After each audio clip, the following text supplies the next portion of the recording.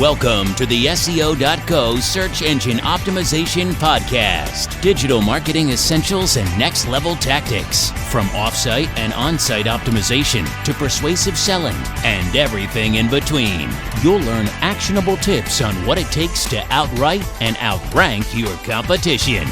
Now, here's your host, Timothy Carter.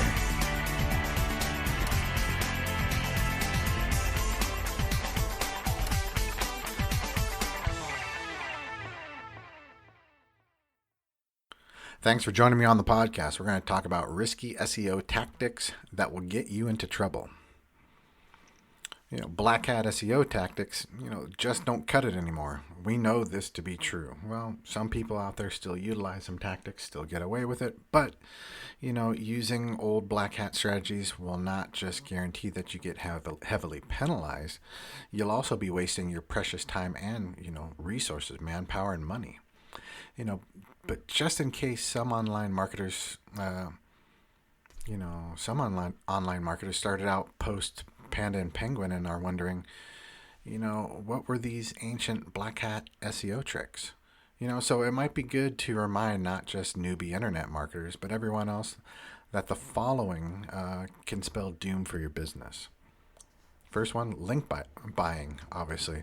As the name implies, link buying helps you rank your site by paying for links. A significant part of SEO is establishing link popularity to measure the credibility and authority of the site. So, obviously, by linking from authoritative and highly credible sites, newer ones would see increases in authority and search engine rankings. But because linking from big sites such as, Mashable, Inc., Wall Street Journal, etc., could be very hard to accomplish, enterprising individuals devised a way to offer smaller sites a fighting chance by getting them linked from a ton of sites to boost rankings and traffic. Major search engines tried to weed out this kind of cheating even before Google's Penguin algo waddled on the scene. But because Google and other search engines have been lenient in the past, a lot of people got caught engaging in this unethical online practice. So if you ever come across a site that offers link building services, be sure to investigate what sort of link building they do. Number 2, cloaking. When a webmaster serves different content to a visitor from what the search engines see, this is known as cloaking. It should be obvious to anyone that this is downright deceitful. How does someone do this? Pretty simple. The webmaster can direct his web server to provide information based on who requests it. Different information is provided to requests that come from web browsers as opposed to those search engines. Pretty neat, but super dangerous. The intent of cloaking is to hide the real purpose of a page from the search engines, obviously.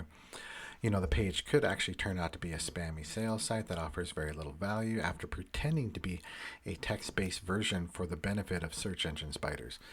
But they discover the truth eventually. The next one would be keyword stuffing. This is an age-old spam tactic that even the oblivious newbie may fall for. God, I hope not.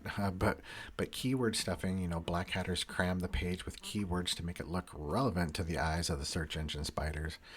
And the goal back then was keyword stuffing to place as many exact match keywords as possible throughout the content to make it look very relevant to search. Search engines obviously have become a lot smarter by transitioning into, answering question-based queries instead of exact match phrases. So it's basically made keyword stuffing largely irrelevant. Plus, to the discriminating reader, a keyword stuff page are hard to read and often just annoying. While keyword optimizing a content is still crucial, webmasters and SEOs should observe best practices post-Penguin SEO. Above all, remember to write for the reader, not for the search engines. Answer those questions your ideal visitors would be looking for an answer for. And then naturally, traffic will flow to your site. Another one would be hiding text. For the newbie, the only way for search engine spiders to determine what a page is all about is by reading the text on the page. Got that? So, search engine spiders are programmed to read text, but not to determine visuals.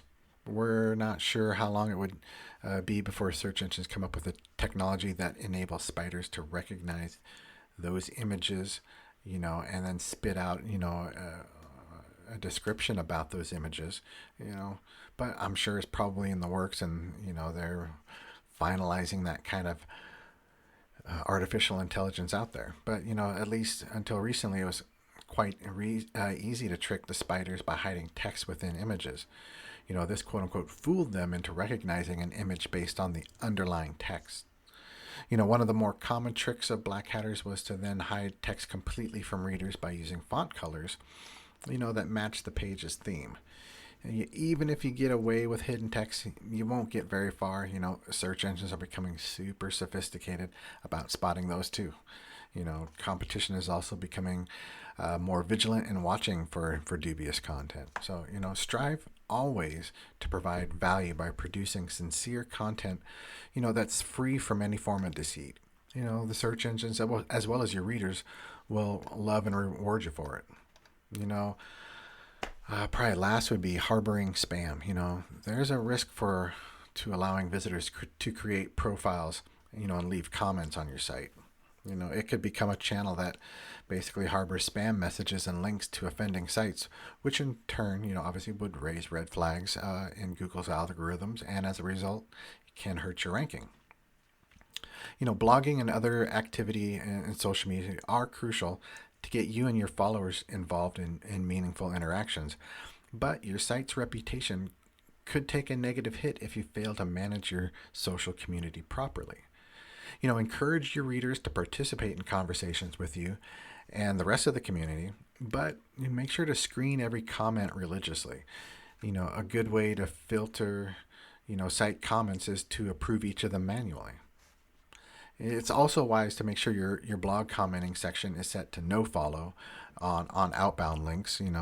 Keep your site clean by diligently checking links that online comments include to point to other sites. Be sure that none of the links leave a point to, like bad neighborhoods, gambling, porn, sites that you don't want to be associated with if that's part of your business. Keep in mind that search engines watch for sites that have relationships with these bad neighborhoods because they are keen to keeping the internet free from unwanted and spammy information in their search results. Whether we like it or not, Google still calls the shots. Probably will for the foreseeable future. As long as we, quote unquote, play by their rules, which are, in most cases beneficial to everyone online, we should be doing fine. And so should your site. If you have any questions on proper link building strategies or the need for content on your site, come on over to SEO.co and schedule a time to have a free consultation and review of your site. Learn how we can help you scale your ability to outwrite and outrank your competition.